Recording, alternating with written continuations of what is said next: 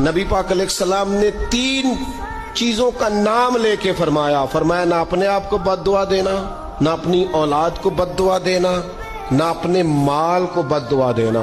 ऐसा ना हो कि जब तुम वो दुआ कर रहे हो तो वक्त कबूलियत का हो। कभी भी अपनी औलाद को, अपने आप को, अपने अमवाल को बद्दुआ ना दो।